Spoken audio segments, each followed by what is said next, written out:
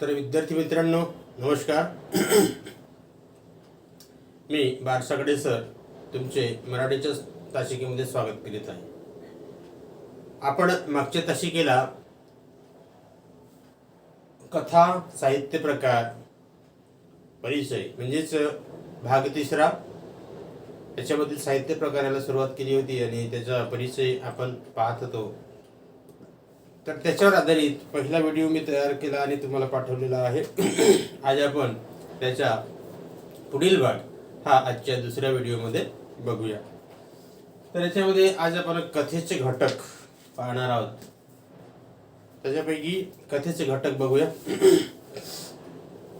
तर कथा ही एक मराठी साहित्याचा एक भाग आहे, म्हणजे मराठी वाङ्मयाचा एक प्रकार आहे आणि या प्रकाराच्या माध्यमातून मराठीच्या साहित्य विश्वाला फार मोठी देणगी लाभलेली आहे.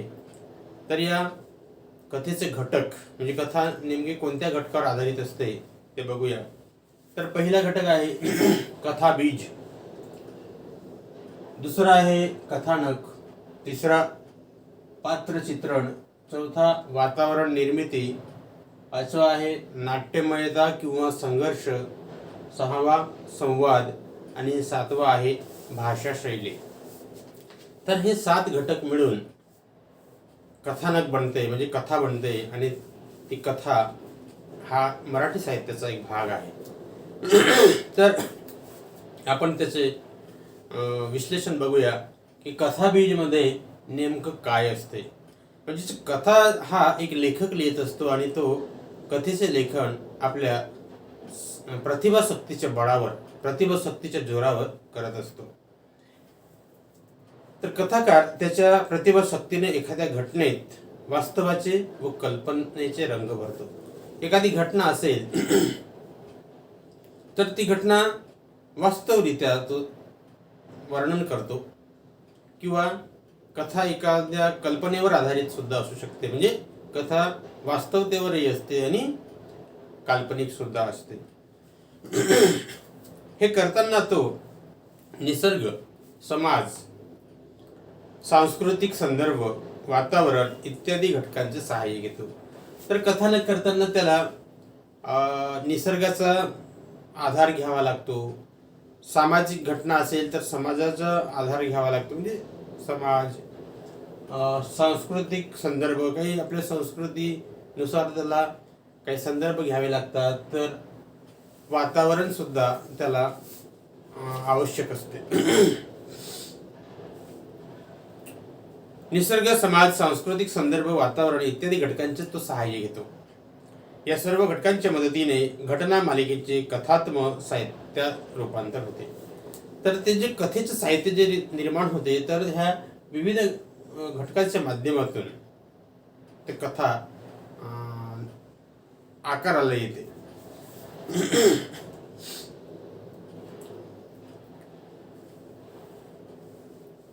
म्हणून कथेत घटना हा महत्त्वाचा भाग ठरतो. कथेत या मूळ घटनेलाच कथाबीज असे म्हणतात. तर ही जी घटना असते त्या घटनेलाच कथाबीज असं म्हटलं जाते.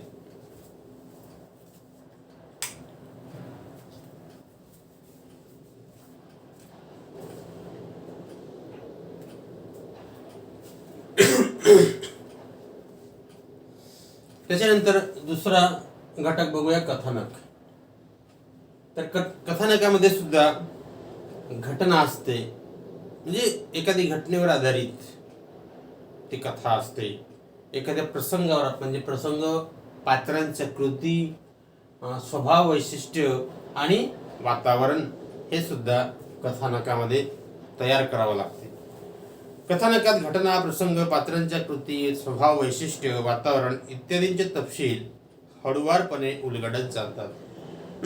कथा जशी सुरू होते आणि पुढे पुढे ती विस्तारत जाते तर त्याच्यामध्ये प्रसंग येतात, एखादी घटना येते, पात्रांच्या कृती येतात. म्हणजे जे त्या कथानकामध्ये जे पात्र आहेत त्या पात्रांच्या कृती सुद्धा त्याच्यामध्ये येत असतात.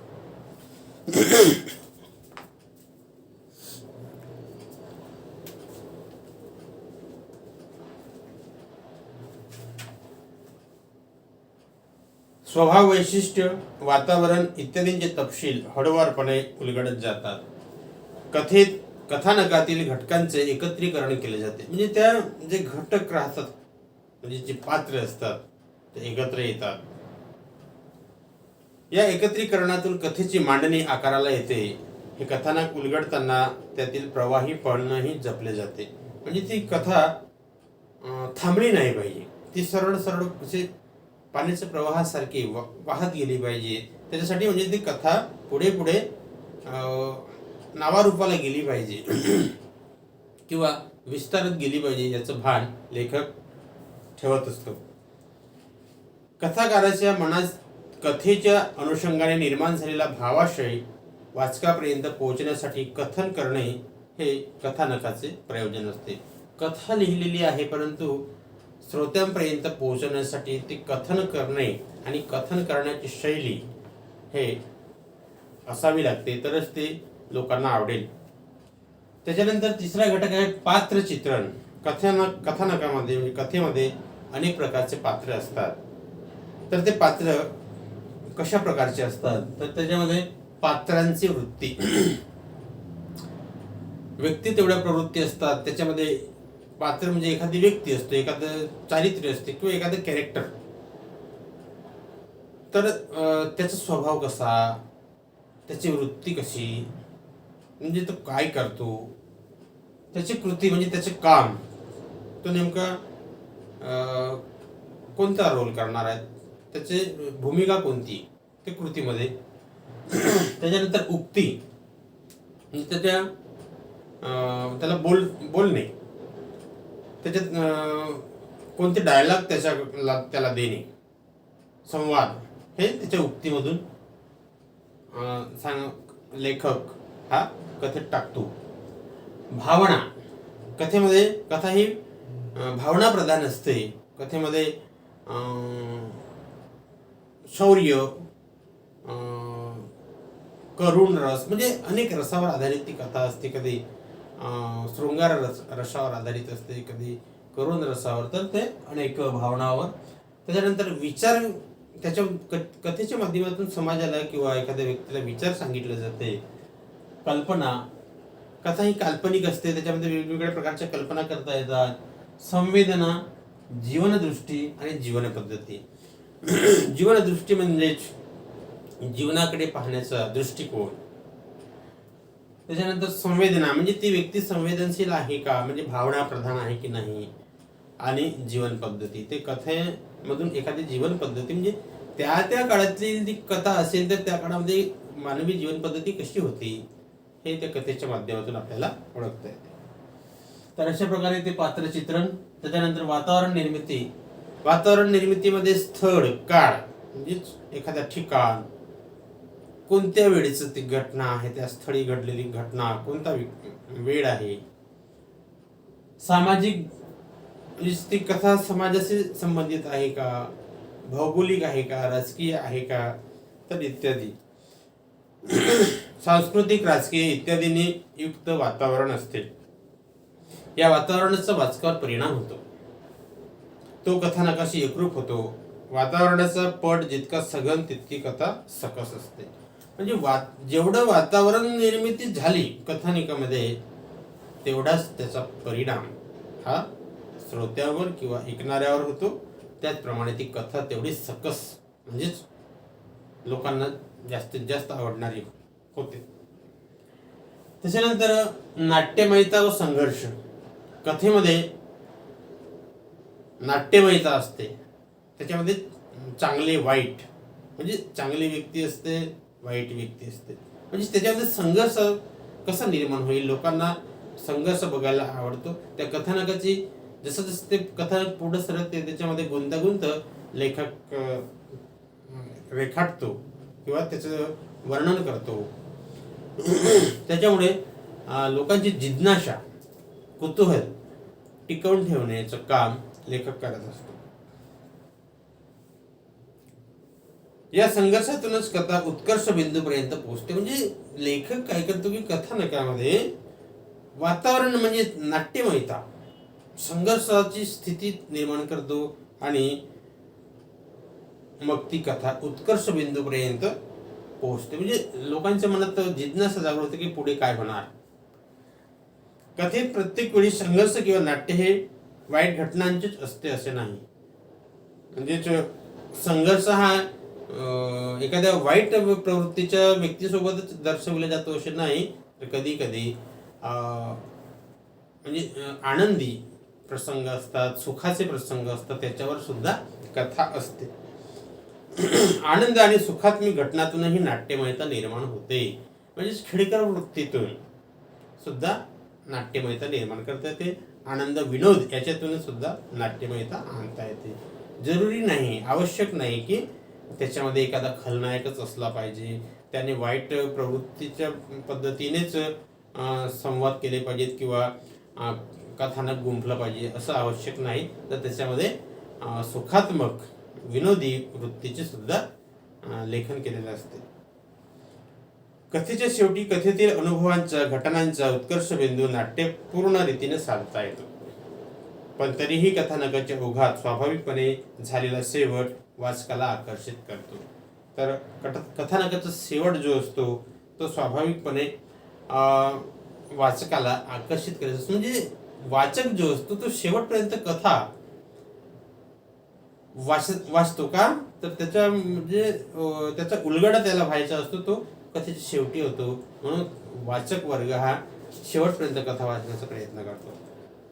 त्याच्यानंतर कथेतील संवाद, जे पात्रे असतात त्याच्या तोंडी जे डायलॉग म्हणजे संवाद, जे बोल लेखक टाकतो त्याच्यावरही कथेची प्रसिद्धी किंवा कथानकाचे योग्य अयोग्यता आपल्याला ठरवता येते. कथेतील संवाद हे चटपटीत, आकर्षक, वाचकांच्या भावविश्वाला स्पर्श करणारे आणि कथानकाला प्रवाही ठेवणारे असतात.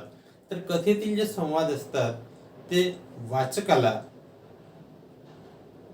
हा म्हणजे भावना प्रधान असतो. त्याच्यामध्ये ज्या भावना निर्माण होतात तर ते त्याच्या भावना प्रवाही ठेवण्याचं काम हे कथानक करत असते. ते कशाच्या बळावर, त्या व्यक्तीच्या तोंडातून किंवा त्या व्यक्तीला जे काही डायलॉग दिलेले असतात ते वाचताना वाचक हा भावना प्रधान होतो. पात्रांच्या स्वभाव धर्मानुसार व परिस्थितीजन्य घटकानुसार संवाद लिहिले जातात. प्रत्येक पात्राचा म्हणजे कॅरेक्टरचा जे पात्र त्याच्यामध्ये असतात कथानकामध्ये, त्याचा स्वभाव हा वेगवेगळा असतो. कुणाचा विनोदी असतो, कोणी कंजूस असतो, कोणी दानशूर असतो, कोणी आक्रमक वृत्तीचा असतो, कोणी प्रेमळ वृत्तीचा असतो, कोणी उदार असतो. तर असे वेगवेगळे त्याचे स्वभावानुसार त्यांच्यामध्ये संवाद टाकलेले असतात. या संवादात लय व आंतरिक संगती महत्वाची असते. संवादातून रसनिर्मिती आणि रसपरिपोष होत असतो. म्हणजे त्यांच्यामध्ये जे संवाद होतात कथानकामध्ये, एखाद्या कथेवर आधारितच एखाद्या चित्रपटाची निर्मिती होत असते, नाटकाची निर्मिती होत असते. म्हणून कथेतील संवाद महत्वाचे असतात. अर्थपूर्ण संवाद कथेला वेगळी उंची प्राप्त करून देतात आणि ते जे संवाद असतात ते अर्थपूर्ण असतात आणि त्याच्यामुळेच त्या कथेला वेगळी उंची प्राप्त केलेली असते. भाषा, 7वा आहे भाषा शैली. तर कथानकाची भाषा शैली ही कशी असेल, म्हणजे विशेषतः कथानक हे ग्रामीण भागातील असेल तर त्याच्यामध्ये बोलीभाषा आली पाहिजे.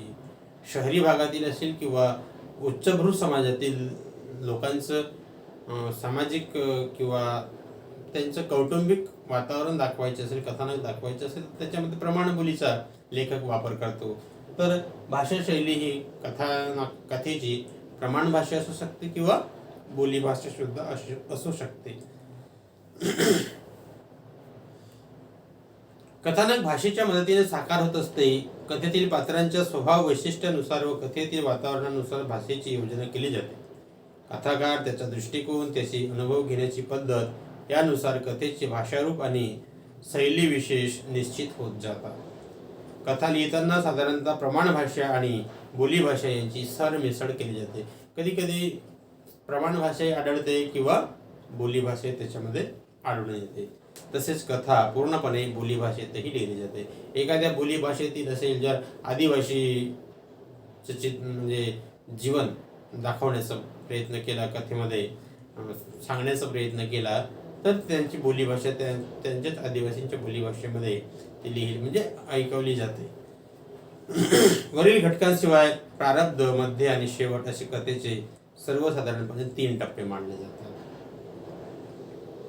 प्रारंभ म्हणजे सुरुवात, मध्य आणि शेवट म्हणजे सुरुवात कशी करायची, त्याचा मध्य म्हणजे क्लायमॅक्स म्हणजे मधात लोकांना चिकटून म्हणजे ती कथा आवडली पाहिजे, लोकांना गुंतवून ठेवणे, आणि शेवट आणि ते गुंतागुंत शेवटपर्यंत नेऊन ठेवणे म्हणजे शेवटापर्यंत वाचकाने ती कथा वाचली पाहिजे. तर असे 3 टप्पे मानले जातात. कथेची सुरुवात कधी विरोधाभासातून, कधी पात्रांच्या परस्पर विरोधी भूमिकेतून, तर कधी परिस्थितीजन्य प्रसंगातून होत असते. ही सुरुवात जितकी नाट्यपूर्ण, जितकी उत्कट, तितकीच वाचकांची उत्कंठा अधिक तीव्र होत जाते. म्हणजे ते प्रसंग, ती परिस्थिती जेवढी गुंतागुंतीची होईल, म्हणजेच लेखक काय करतो की ती वाचक शेवटपर्यंत कथा वाचली पाहिजे, त्याची जिज्ञासा, त्याचं कुतूहल त्याच्यामध्ये टिकून राहिलं पाहिजे, असा प्रयत्न लेखकाचा असतो. कथेच्या रचनाबंधाला यामुळे सौंदर्य प्राप्त होते. म्हणजे कथेची जी रचना जी केलेली असते त्यामुळे त्याला कथेला सौंदर्य प्राप्त होते. कथा लेखनात कथेच्या वरील घटकांबरोबरच शीर्षकाचे महत्त्व सुद्धा अनन्यसाधारण आहे. सूचक व अर्थपूर्ण शीर्षक कथेचा आशय उलगडण्यास मदत करतो. कथेचा शीर्षक, हाक ही कथा, भूक, कथेचे नाव जर भूक असेल तर त्याच्यामध्ये विशिष्ट अर्थ दडलेला असतो. गरिबीवर आधारित, समजा भाकर याच्यावर नाटक आहे, भूक ही एक नाटक आहे, हाक ही एक कादंबरी आहे. तर त्या शीर्षकावर आधारित म्हणजे लेखक जे शीर्षक निवडतो ते निवडण्याचं मागचं कारण हा असा की वाचक वर्ग म्हणजे त्याचा आकर्षित झाला पाहिजे, हा त्याचा उद्देश असतो. त्याच्यानंतर कथेचे वैशिष्ट्य बघूया.